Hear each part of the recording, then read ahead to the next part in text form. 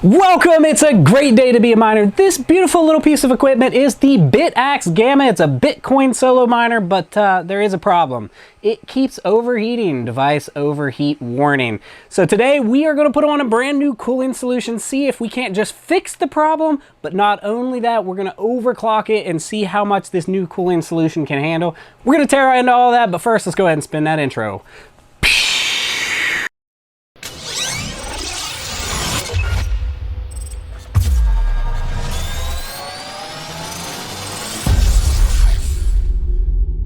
All right, here it is, the Bitaxe Gamma. This thing is beautiful. We did a complete unboxing, setup, review, specs, all that fun thing video up in the top corner. If you want to know anything about that, go ahead and check out that video and it'll run you through everything.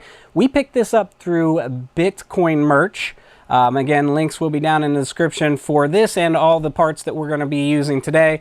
But the problem is this thing boasts 1.2 terahash and it uses really low watts. It's a great Bitcoin SHA-256 algorithm miner, but the problem is it keeps overheating, and that's with the stock cooler.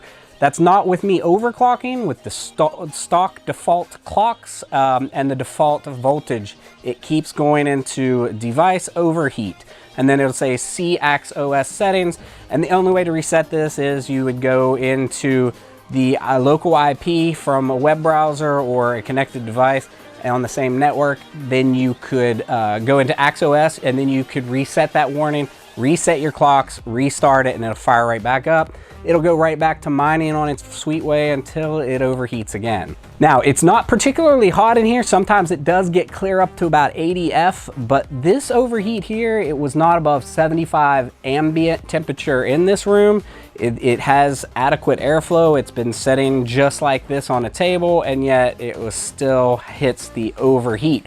So that tells me that this stock cooling solution just can't quite handle this amazing new chip, the S21 Pro ASIC chip on there. So we have a couple options. One, we could down clock it, turn the frequency down a little bit, turn the voltage down a little bit, and then it would let it run. We could also alternatively put some extra cooling on it. Some people put a extra little fan on the backside here, and that would blow onto the backside of the PCB and help to cool the chip. That would also help prevent it. But instead, we're going to go full bore, and we're going to replace the entire cooler. And we did a lot of research, and we found a really overkill, amazing solution that we're going to try on this thing. And then, of course, we had to 3D print ourselves a bracket to fit on there. So without further ado, let's go ahead and unbox the new cooling solution. We'll talk about it, we'll talk about the cost, and then we'll tear this thing apart and see if we can't fix it up. So let's get into it. All right, so this guy is the Argon THRML. It's a 60-RC cooler. It's designed really for a Raspberry Pi 5. It says right on the back, Raspberry compatibility, Raspberry Pi 5, input voltage 5 volt DC supplied via a 4-pin fan connector. And that's what this is. This is a 4-pin fan connector, PWM, which is the modulated. That means it can go up and down. It's not a static one-time speed all the time. And then it says maximum airflow 1.09 CFM, maximum fan speed 5,000 RPM plus or minus 15%. So first and foremost, how much did this cost? This cost $20 on Amazon. So the cooling solution would cost you an extra $20. And then of course you need a way to mount it onto this guy once you take the other one off, because the other bracket will not fit this type of cooler. So after doing quite a bit of searching, I found a couple options. One, Decentral, link down in the description, you can order this type of bracket just like this. And it's kind of unique because it has the flat bracket with the 4 holes through the PCB, and then it's got 2 brackets turned at an L. So it's like this, and then it's got 2 screw holes that go into the cooler on each side. So you got 2 screw holes this way, 2 screw holes this way, and then your cooler will mount onto it, and then it'll mount on top of the chip. And after doing quite a bit of digging, I found on Twitter where somebody had made their own. I found it on Thingiverse. So I went and grabbed the file from Thingiverse and I printed it up, and it looks pretty legit. It looks like it's going to do the job nicely. but we'll see once we get it tore off and actually hook this guy in and then try to mount it to the board. So let's unbox this guy. So we would say, what's in the box? But you already know what's in the box. So you know what time it is. RGB knife, engage, that never gets old. Let's open this guy up. Boy, that tape is thick on the top of that guy. This is beefy too. This is way overkill for if you're trying to run this on stock clocks. But my plan is to put this on there, and then we're gonna try to overclock and see if we can't gain some hash rate. Stock clocks, this thing easily stays over 1.2. My specific silicon, it must be a good chip. It will constantly run about 1.25, 1.3. But then again, it's overheating on the stock solution. So you could try to just put new thermal paste on there, but that's probably not gonna be enough. Okay, so interesting. First and foremost, they do include some thermal paste. It's the baggy, pre-baggy kind. I don't know why it's in an anti-static bag. I guess you don't want static in your thermal paste. So yeah, just a little thermal paste there. That's 2 packets, look at that. 2 packets in there. Okay, so that's cool. All right, so there is our cooler. That thing is beefy. Look at this cooler. That cooler is nearly as tall as the Bitaxe itself. And we'll do some good close-up views of this thing. And then it's got a really nice static pressure fan mounted onto the side. It's a really thin fan. It's probably only 5 millimeters thick, which I don't have the exact specs. But yeah, that thing is a beast. Underneath we look at it, and it's got, of course, pro tip, whenever you put any kind of cooler, AIO, any kind of CPU cooler on, there's usually a clear protective cellophane. Pull that off. Do not mount it with that on there, or you will have overheating issues. Okay, so now that's all there is to it. There's the cooler. It's got the, where's the fan? The fan is pulled underneath. I wonder if the fan plugged, oh, that's gonna be a problem. So right off the bat, the fan header is not the same. So we still have our 4 pins.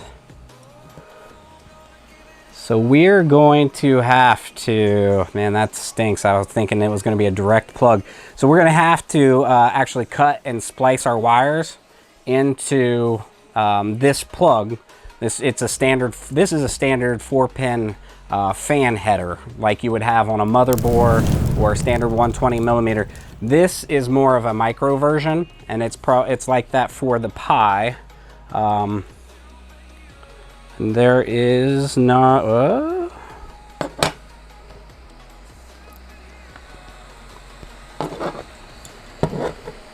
Would you look at that? I stand corrected. Look at that. Look at that. They actually, right beside your main header on your Gamma board, is actually a micro 4-pin header. So that is sweet. I don't even have to modify this guy to get it to plug in. So that's pretty awesome. So let's start working on this thing. First thing we're gonna do, it still says device overheat and you need to go into AxeOS. I think what I'm gonna do is go ahead into AxeOS. I'm gonna reset this, then I'm gonna turn it off so that at least I'm already reset before I change my cooling solution. So let's go ahead and time warp and get that done. Okay, we went ahead and we reset this guy. Let's pop some screenshots to show you exactly what it looks like in the AxeOS when it overheats.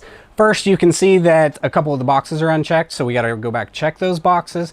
We've got to put back in our default frequency and voltage. Then we save, we restart, it will restart the device.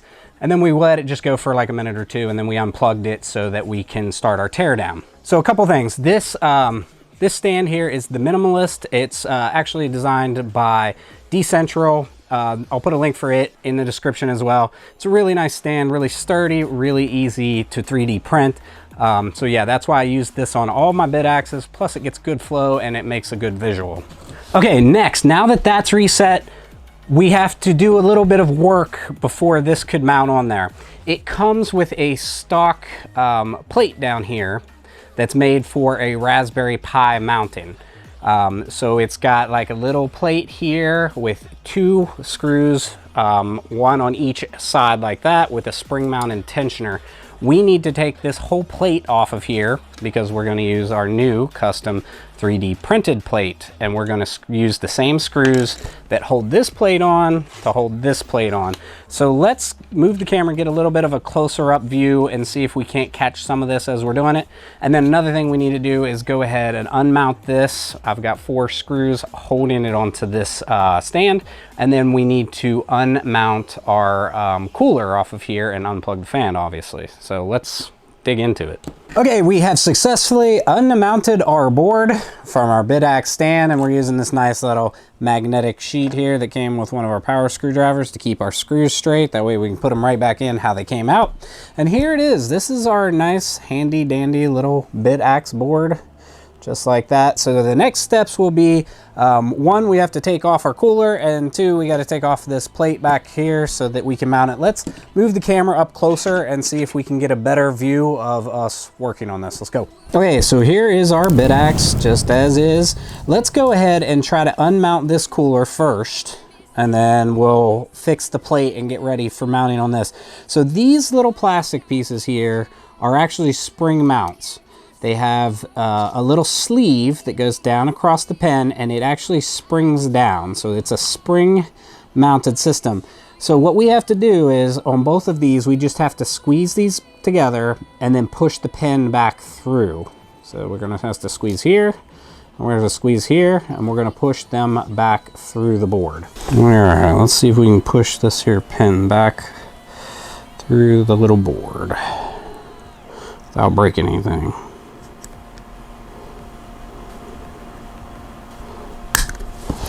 All right, there's one. It's just basically you squeeze it and then you got to push through at the same time. So now we got to squeeze this. Maybe a little twist would help too. Okay, that one was much easier. All right, now we got to unplug our fan.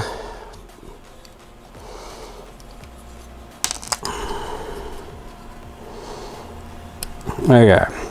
So there's what we got. There is our current heatsink, and you can see it's actually pretty well pasted. I've seen a couple where specifically Goat, Geek of All Trades, has had some Bitaxes where they didn't have a nice full coverage, and that was actually causing his overheating, and then he would put some good thermal paste on there, some MX4, MX6, whatever, and then it would actually, and then just put the stock heatsink back on. But that's not the case with this.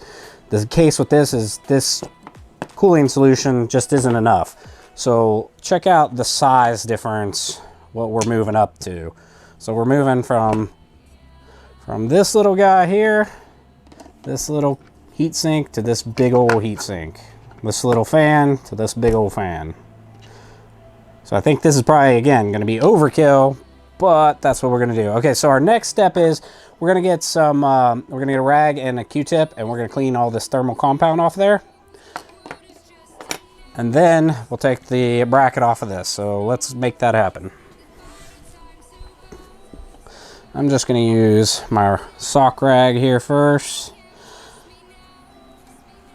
And I could even use some thermal compound cleaner that I actually keep on hand that I will use on CPUs. I'll show you what that looks like real quick. This is thermal material remover, and it comes in a 2 kit, and this is the thermal surface purifier. So ideally you clean it with this, then you clean it, finish clean it with this, and then that gives you a prep to go ahead and put on your thermal compound, and that's supposed to make it adhere better and just better cooling and clean better, and the whole works. So since this compound is so fresh, I really don't even have to clean very much to get this off of there. Maybe I'll run just a couple Q-tips across it, but you can see the dye is nice and shiny already. And I'll go ahead and just wipe this off so that I can store it without getting that thermal compound everywhere. So that was easy peasy. We'll set that aside. Okay, so I guess we'll go ahead and use some thermal compound remover, and you don't need very much of this. So I'm just going to put a little drop on a Q-tip. Just enough to get it wetted. And then I'm going to take it all around this chip here and get all of that extra off there. Again, you don't really need to do this. This is overkill, but I'd rather get it really good and cleaned off.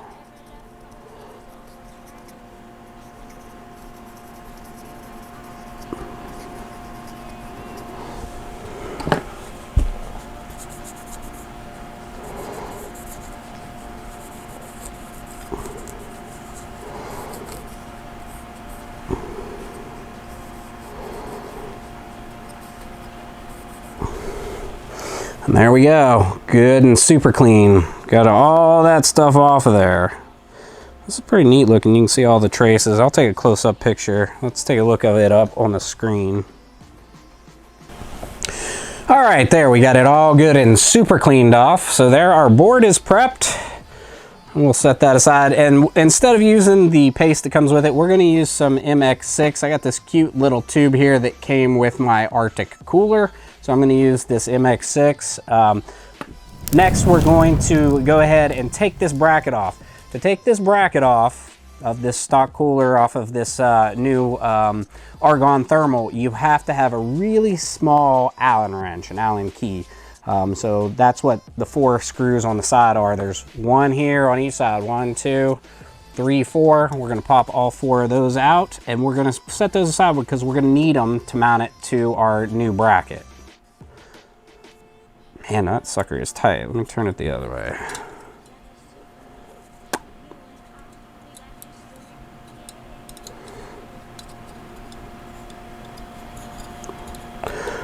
Boy, that little screw is tight.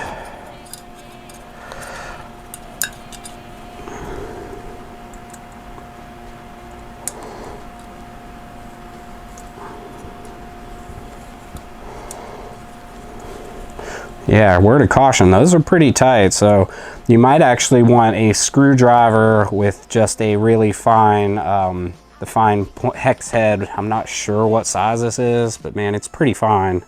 But yeah, so we'll set these on our magnetic mat so we don't lose them. Man, sometimes the easiest projects turn into the hardest ones. Okay, so just getting this plate off of right here. One of the screws tried to strip out on the back. The actual head, it was threaded in there so tight, the Allen head, the hex head started to round off, and then so I tried a number of different tools, and eventually I switched and I found a slightly bigger Allen wrench. I even tried my precision screwdriver, couldn't find one that wasn't the exact same size. So this is the next size up, and now it's firmly planted in there, but I was able to get that off. I had to take the fan off so I could really get to it. But yeah, I got the 4 screws out, and now the bottom retention plate that's made for a Raspberry Pi has been removed. And now we're going to use our 3D printed plate, and we're just going to put it on here, and hopefully it fits. And the screw holes all line up. Visually, it looks like it's going to fit just fine. What about for on the board? Let's make sure all of our holes line up. Yeah, so our holes lined up nicely on there. So now we have to figure out if we want to put the plate on and bolt it on first, because we're going to have to find some nice little bolts to hold this on, or if we want to mount the plate onto here. That's probably the way to go. So what we're probably going to do, we'll mount this plate onto here. Then we'll go ahead, before we do that, we'll go ahead and put our bolts through the four holes. We'll mount this on there, and then we'll just go ahead and set the whole thing down on, well, we'll thermal paste, we'll set the whole thing down on, and then we'll tighten the other side of the bolts. So let's go get our bolts and let's get it going. Okay, so I went and found some bolts I've got. These are size M3 width, and then they're 8 length. And then I've got some corresponding nuts to go with them, 4 and 4. And these will fit through the board with a decent amount of extra to account for the plate and for the nut. And that they still should have plenty of clearance here. So that's what we're gonna use. And we're gonna use the bolts up from the back and the nuts on the top. And we can just hold them with the needle nose as we tighten up from the back. And then I just have a nice little kit. Let me show you the kit. So this type of kit right here is gold to have for projects like this. You've got M2s, M3s, M4s, and all different lengths with bolts and nuts and washers. These kind of kits are super cheap, like 10 to 15 bucks, and they come in so handy for these kind of things. So yeah, that's what we're using. All right, so let's go ahead and hook our little plate on here. Before we do that, we need to do a satisfy and peel this guy off. Ah, yeah, that's nice and there we go. So there is our nice copper heat pipes that go up through the heat sink. There's 2 of them on the plate, and then of course the additional metal there. But before, we'll go ahead and put our plate on first, our adapter plate.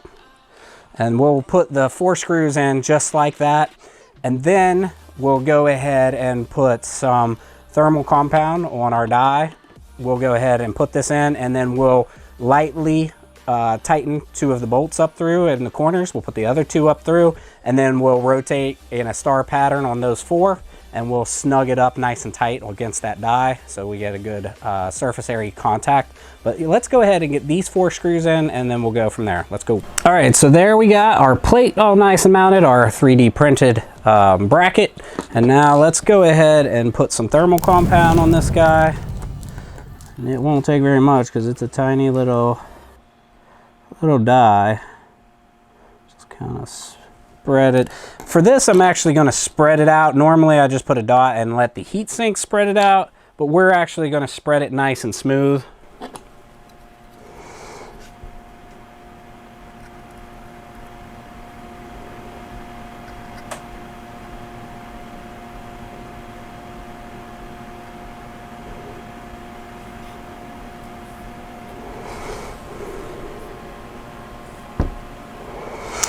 Okay, so there we go. We've got it all nice and coated with our MX6. Now let's try to set this guy down on here. We have already orientated it the way we want it. We want it oriented this way with the fan blowing across and our wire pointing down towards where it's going to be mounted into.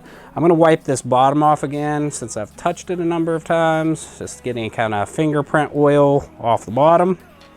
Now we're going to try to thread the screws up through and see if we can't do this. This isn't going to be very easy to do because we're threading into nuts up to the top. So it's going to be a little bit of a challenge to get these up in there. Need cleaned out. So we got to clean out our hole first for our 3D print. Make sure that our screw will go up through there, our bolt. See if it'll fit now. That's better. Okay.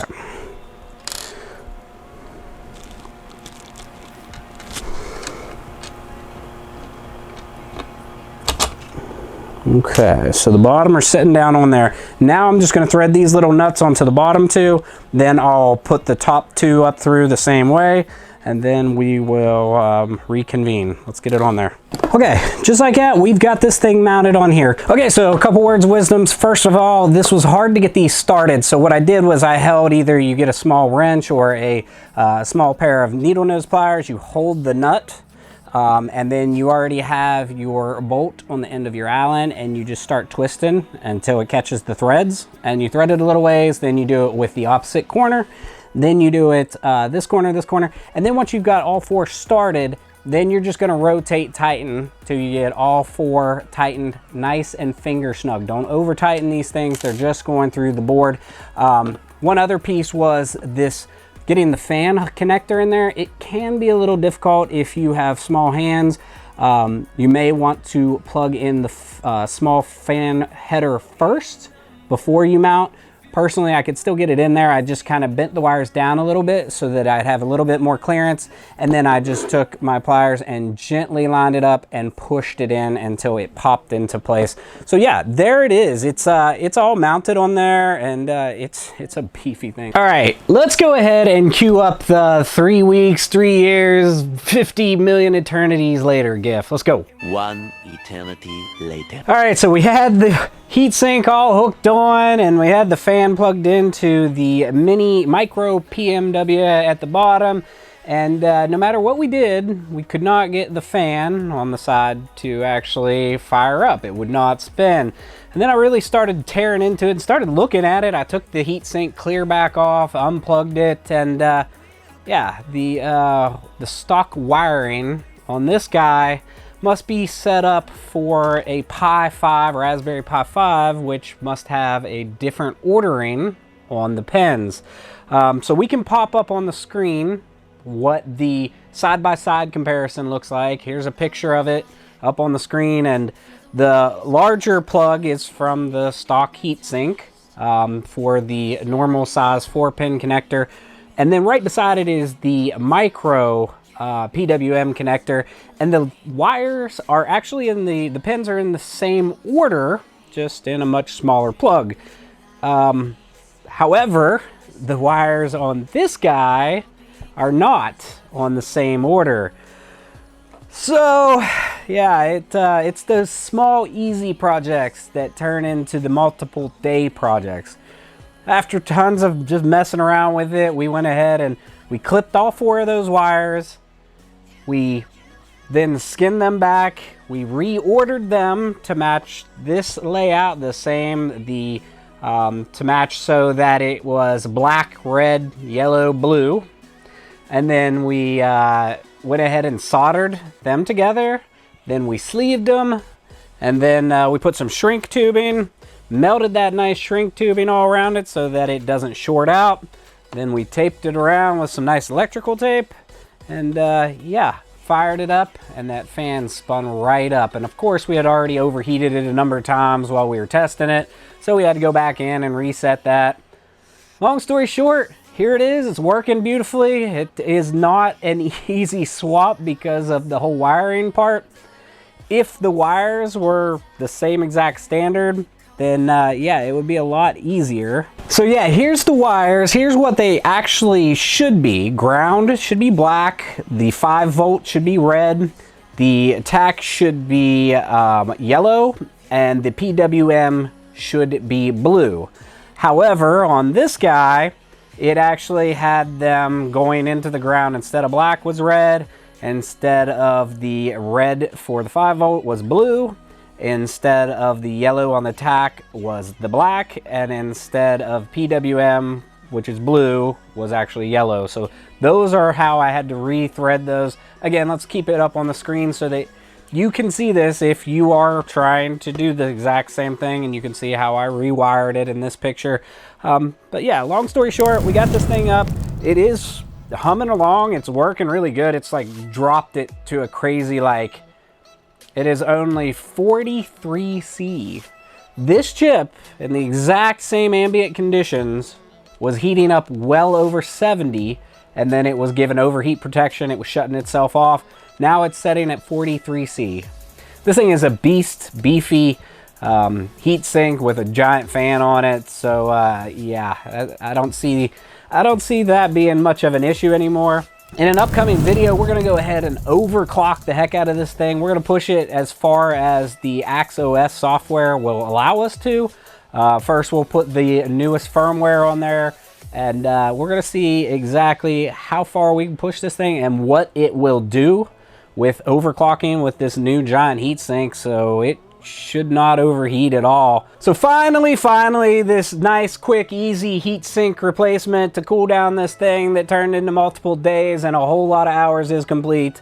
I think that about wraps it up for this. So yeah, if you're new to mining, you need some help, make sure to join the Misfit Mining Discord. Always plenty of seasoned vets in there willing to help you out. And if you like the video, you know what to do. Smash that like button and subscribe for future content. Thanks for coming along and enjoy the ride.